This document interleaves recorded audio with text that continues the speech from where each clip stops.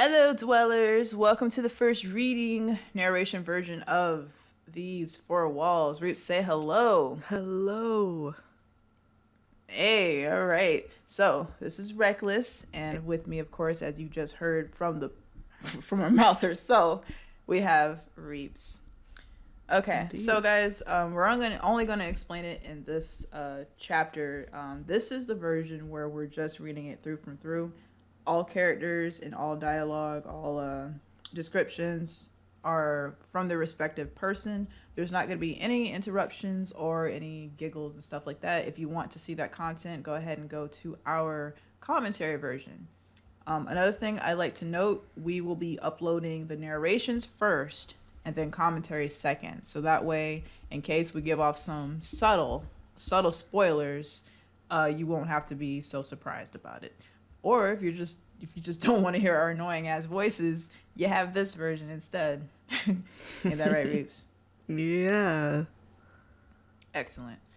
Another thing, guys, before we start reading, the special thing about the narration is that it has all the corrections, and if there was ever any plot holes or anything, it gets filled in. Any mistakes, or if we ever want to say things a little bit differently, this will be the polished version of These Four Walls. You can think of the commentary version more of the raw version since it's an RP. So don't forget, this is an RP that we've been doing for a long time. So the narration will be the polished version of that. All right, without further ado, let's go ahead and begin. Let me go ahead and start off by saying chapter 1.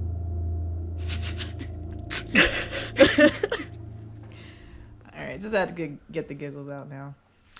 Okay, you ready, Reeps? Let's go. All right, chapter 1. The night was late, and Leon was in the deepest part of the woods, limping with a heavy sack over his shoulders. Both of his blades were stored on his waist in their respective sheath, though normally he keeps them on his back. He was wearing his assassin gear, which consisted of a royal blue, sleeveless suit and hood, with loose-fitting black pants that just meets the ends of his shins, with light wear for shoes. White flags hung low in the back, as they were attached to his black belt. Leon was a shadow demon assassin, with fair skin, pointed ears, the usual messy black hair of his, and a double spaded tail that dragged behind him. Leon had only one destination in mind, but getting there proved difficult as he had suffered a deep gash to his side. Traveling was a huge pain, but he was biting the agonizing bullet. He kept his hood over his head and wore a matching mask over his mouth. This was a proper uniform for a proper assassin. All you could see from the shadow demon were the blue from his glowing eyes. Leon was a predator, and that very same predator was going to drop before the mission could be carried out and accomplished. Sephron, the Shadow Raven, was in a tree in the very same forest when he saw Leon. Like his usual self, Sephron was following Leon when he could detect that he was around. From Sephron's current perspective, it seemed like Leon was doing business as usual, but appeared to be in bad shape. Sephron decided to call out to him from the trees. Hey, are you okay, Leon?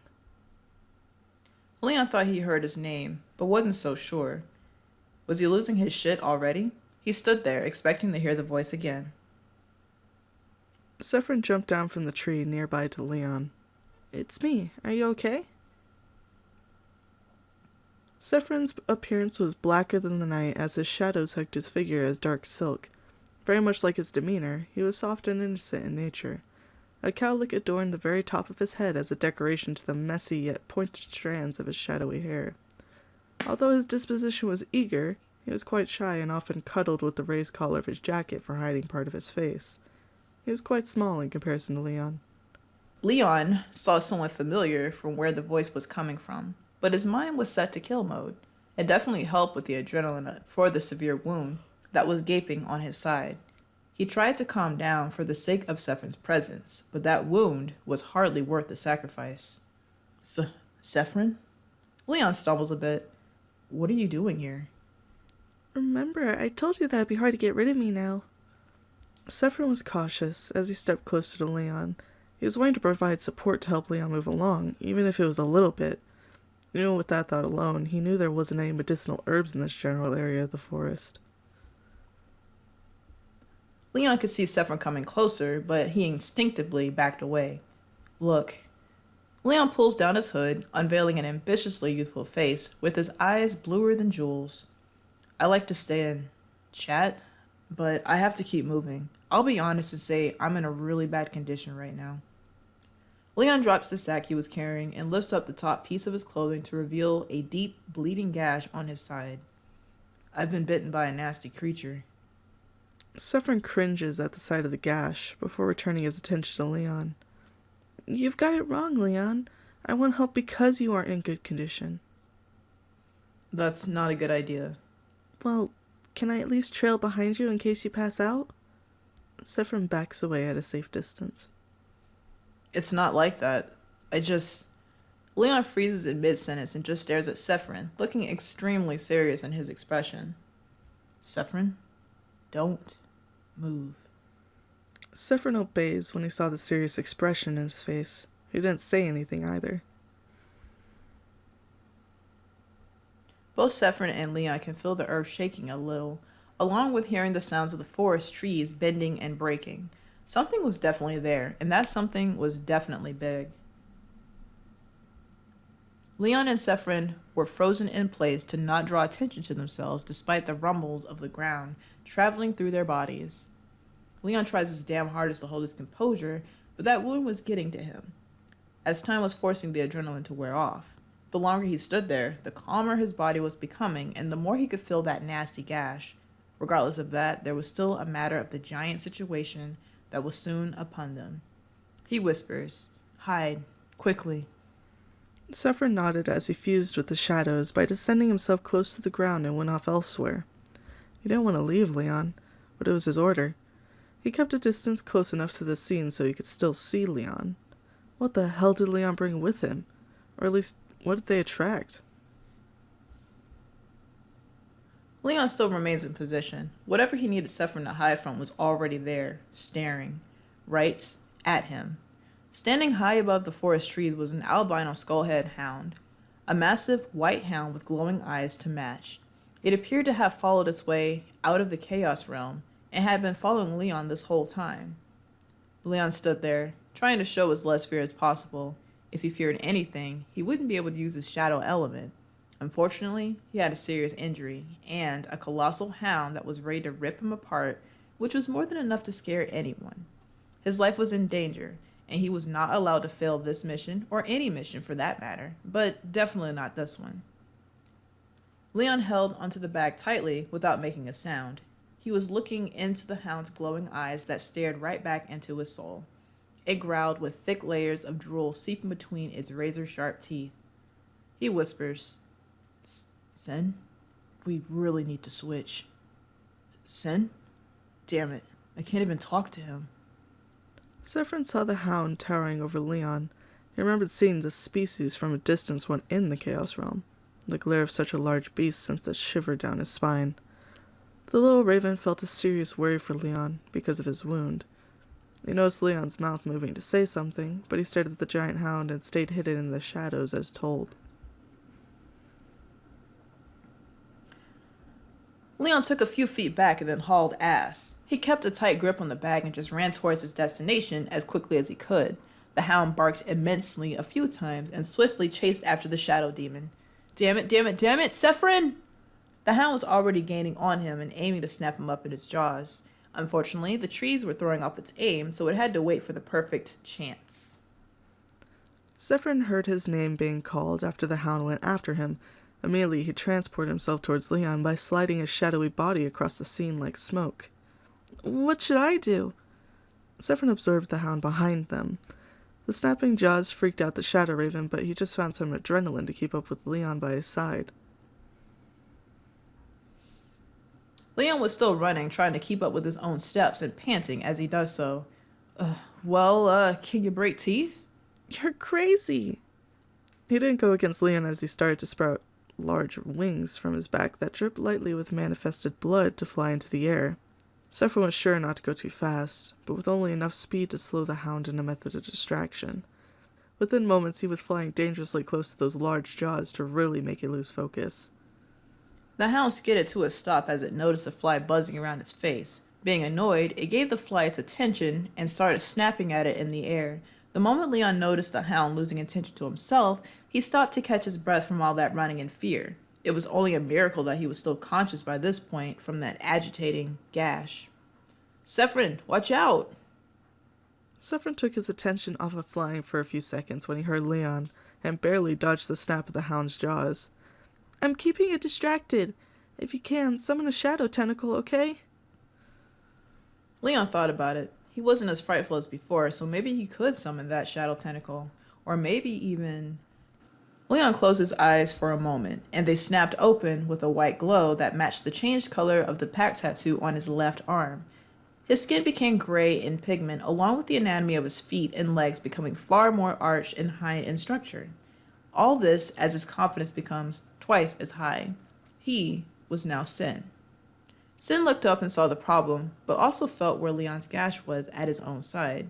It was not visible, but the pain was there. So, one of the creatures escaped, huh? And I have to deal with this damn injury.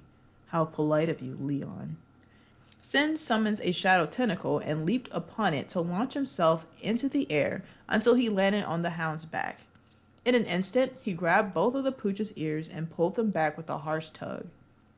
The albino hound whined sharply in frustration, but to Sin's advantage, it was under control for a brief moment. Sin turns his attention to Sephron as he keeps a tight grip on those ears. You ever tamed anything before? No, I never tried. Sephron lands behind Sin, being careful of his step. It's not hard. We just have to break it first and then bring it into submission. Just follow my lead. Sin withdraws one of his black shadow blades and stabs it directly into the hound's spine on the nape, being just mere inches away from the spinal cord. Within that split moment, the hound released a sharp whine before it froze in a state of temporary paralysis. Can you create a large band of shadow to wrap around its neck? No. I never had an ability like that either. Sephron feels kind of useless in this situation because he doesn't have shadow abilities for taming. Fine. Here, hold this blade in place, and for the love of shadows, don't let go, or this whole task will become harder than Leon's dick when he sees you. Sephron grasps the blade, being sure to keep it in place. Crawling on all fours, Sin makes his way over to the hound's snout, keeping his entire body in eyesight. He rubs the snout a little and speaks. Aw, look at you. You don't want to hurt anyone. Do you recognize me, little fella? Let's take care of these teeth for you.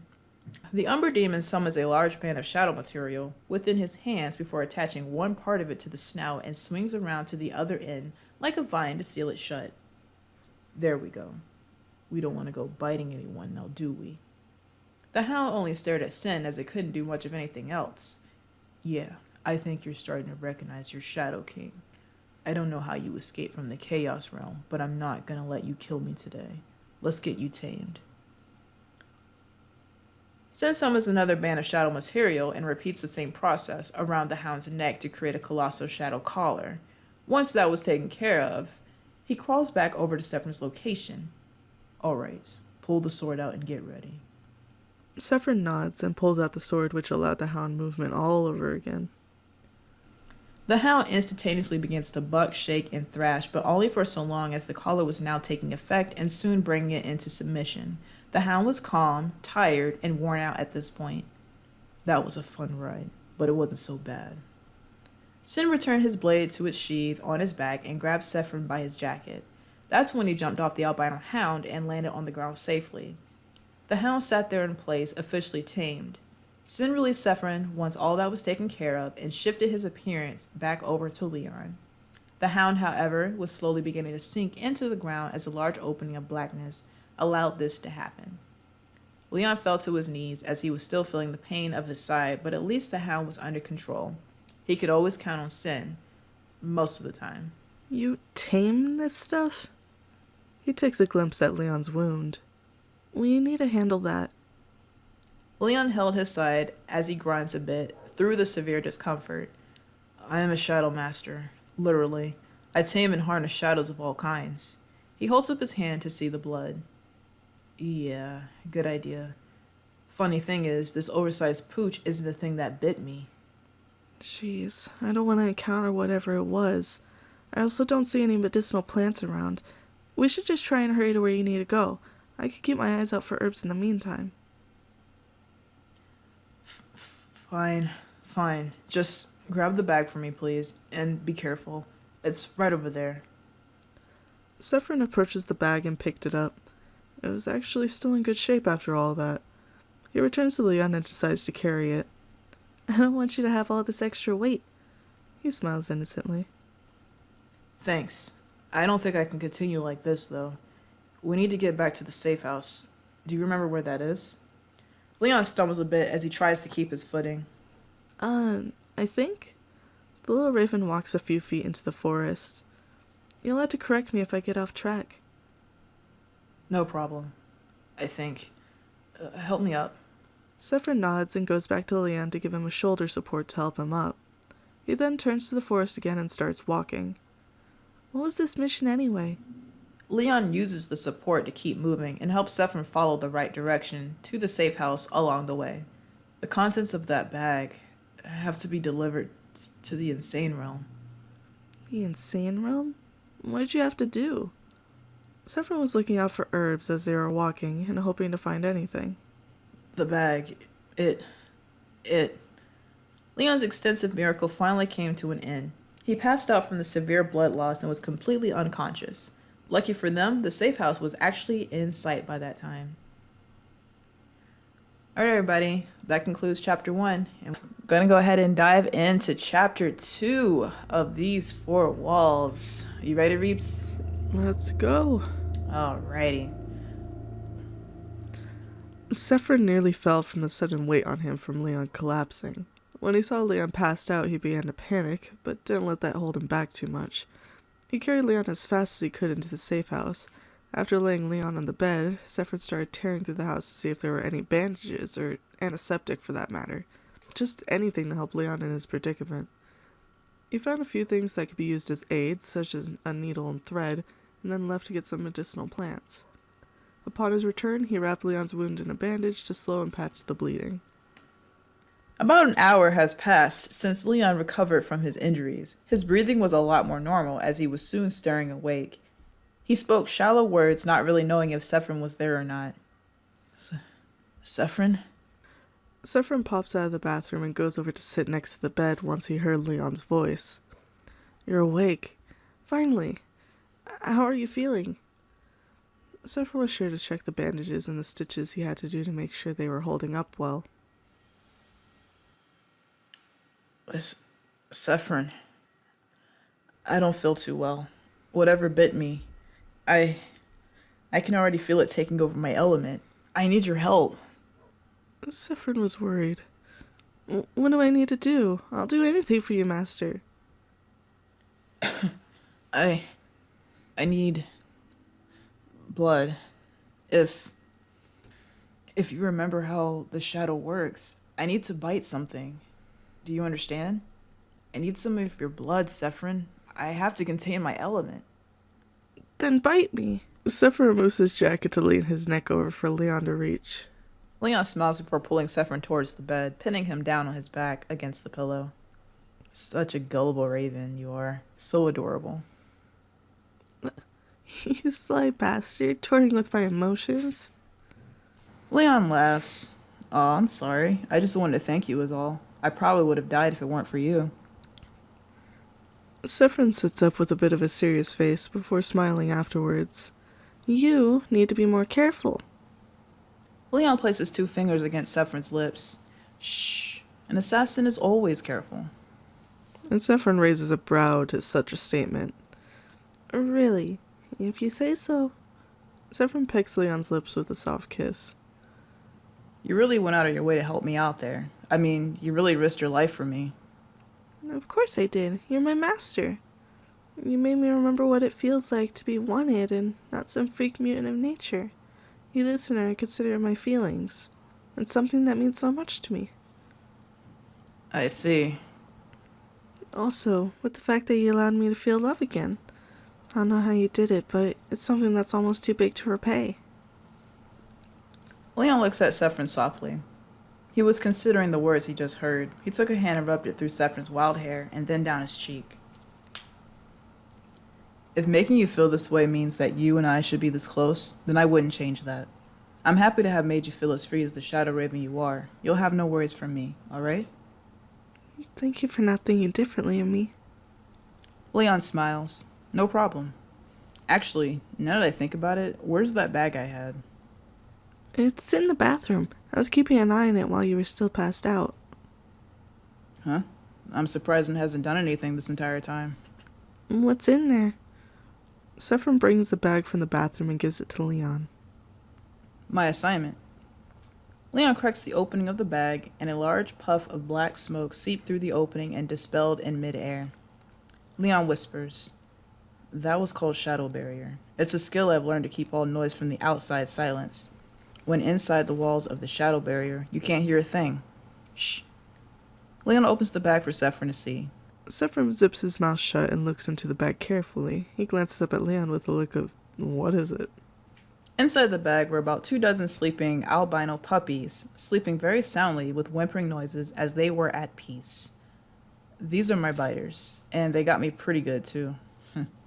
Saffron smiled to himself at the fact that these were what bit Leon. He had to move away for a second to compose himself, and he decided to speak telepathically just in case he was too loud. They're so cute, though. Leon whispers, when you talk to me like that, can you hear my thoughts? And Saffron shakes his head. It's a one-way thing. I could track you, though. If you spoke telepathically as well, then it could allow me to tap into your thoughts. Okay, good. Anyway, I'm glad you think they're cute. You can help me deliver them to the insane realm if you want. You'll actually take me with you? I'd love to. Well, I'm glad you're excited. I've actually never been there before, so it'll be the first for the both of us. Apparently, I'm supposed to deliver these pups to the Lord there, so they can start breeding in his domain. It's kinda weird, but I'm not allowed to question the job anyhow. Breed in the insane realm? Can't go against the Lord, I suppose. So when are we going? Well, the sooner the better. Leon holds open the bag to cast Shadow Barrier within the opening to mute outside sounds, and with that ability, a ribbon of smoky shadow essence lines the inside of the bag just before he closed it shut to tie up the bag. I think I'd rather carry this backpack style, to make it easier. There's no telling how hard it is to get to the insane realm. Sin, help me out here. In mere moments, Sin appeared out from Leon's stomach to examine the large bag. He was nothing more than a ghostly silhouette with solid, glowing white eyes that matched the opening of his mouth each time he spoke. This was Sin's ghost mode. Do I look like a tailor? Mind making this quick for once? I guess I can work under these circumstances, but don't get used to my charity. Sin holds the top of the bag in his shadowy hands, and soon the entire bag blackened and became smaller until it was the standard size of a backpack with straps. There, a personal pocket dimension for your bag. Thanks. Don't ever mention it.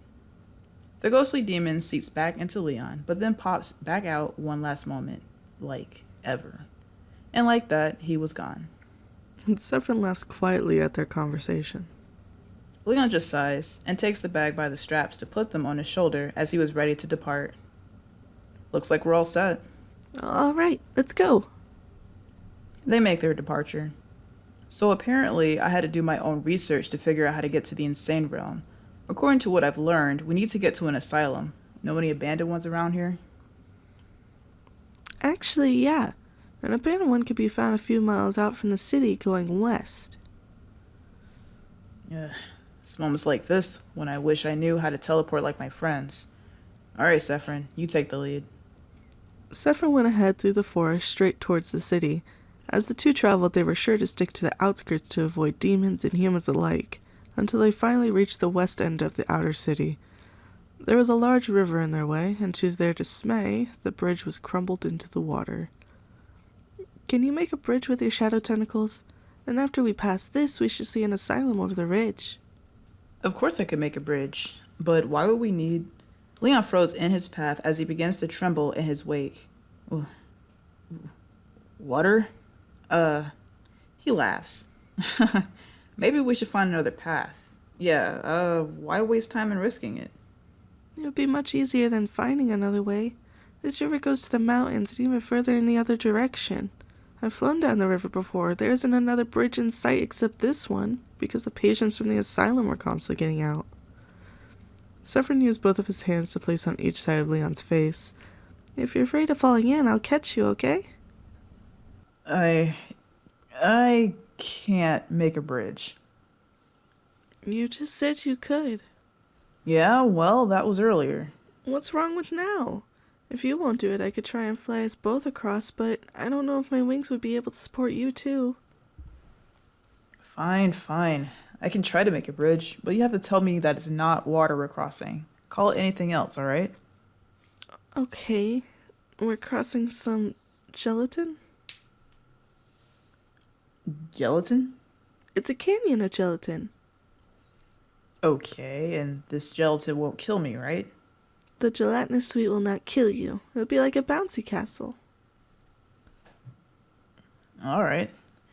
Leon takes a deep breath to concentrate on Sefron's words. Gelatin was pretty tasty anyway, so how could it possibly be harmful? His eyes spark with blue to summon a large shadow tentacle to latch itself across the river of water. Gelatin. Sefron said it was gelatin, so it had to be true. Either way, summoning the tentacle was the easy part. Now it was time to cross. If Leon felt any traces of fear, the tentacle will surely evaporate. It's best not to think past what happens after that. Okay, let's go.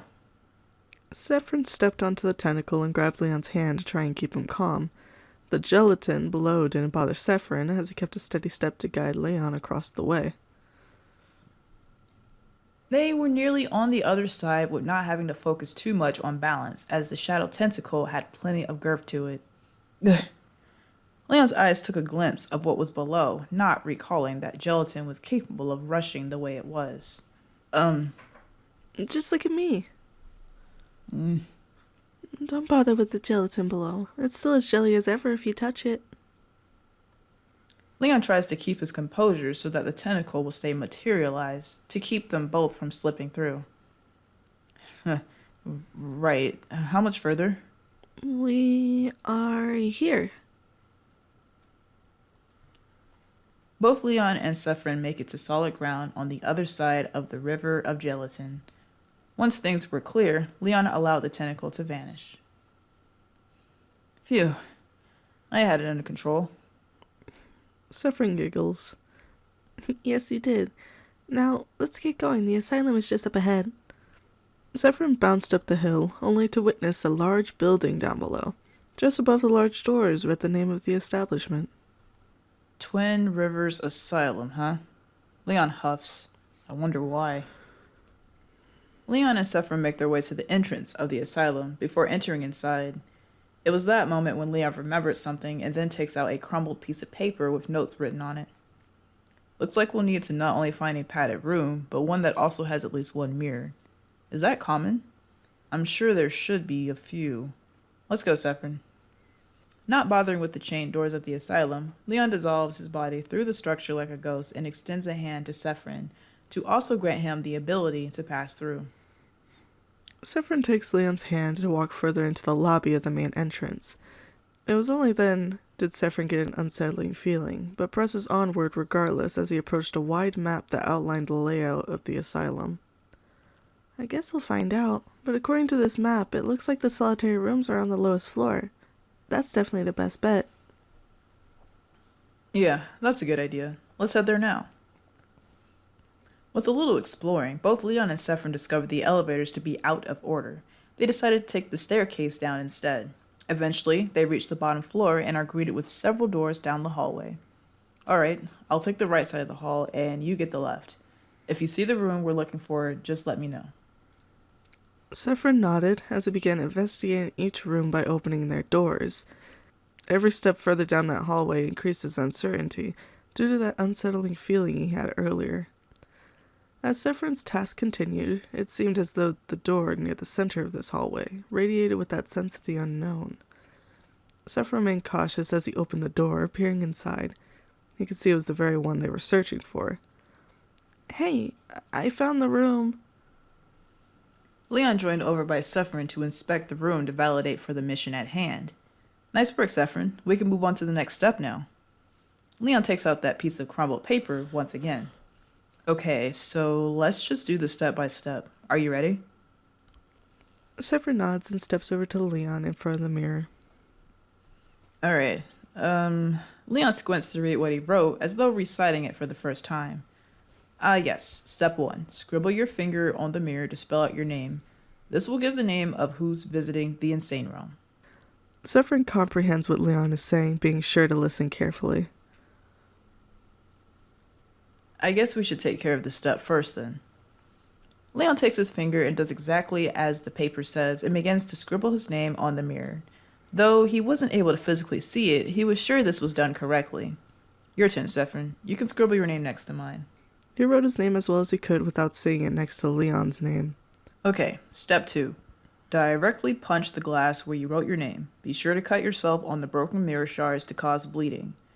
The blood will reveal the name of the visitor.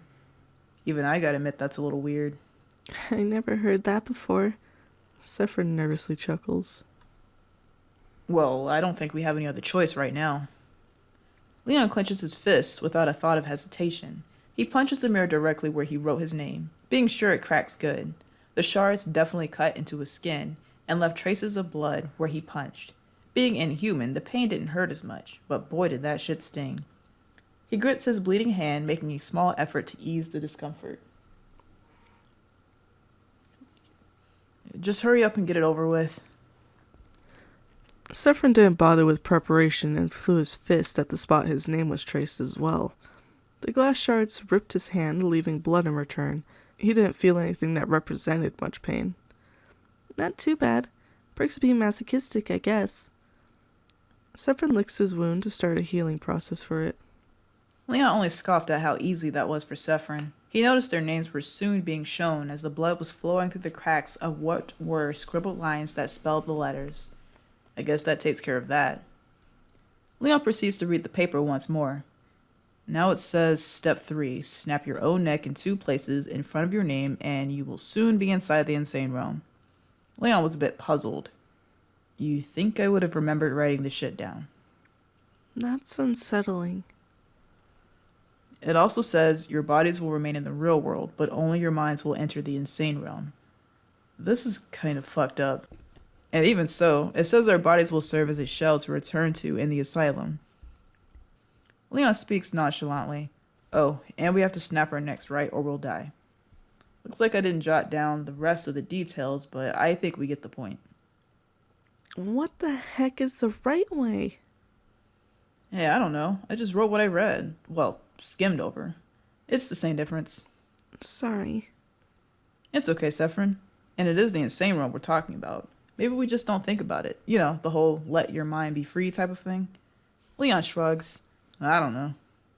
Severin huffed and thought about going to the realm. He briskly reaches for his neck, seemingly apologizing to it. If we don't see each other and one of us messes up...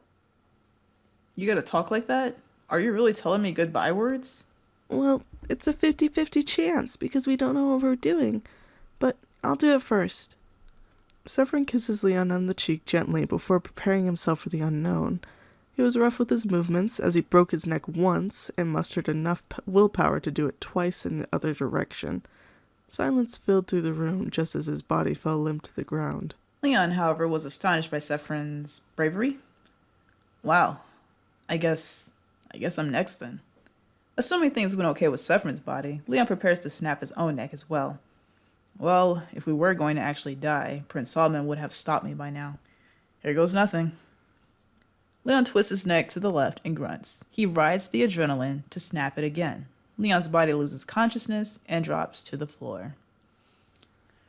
All right, we have made it to the end of chapter 2. We are going deep, very deep into the insane realm. Indeed. All right, good read, and we will see you guys in the next chapter. Indeed. Bye, dwellers. Farewell, dwellers.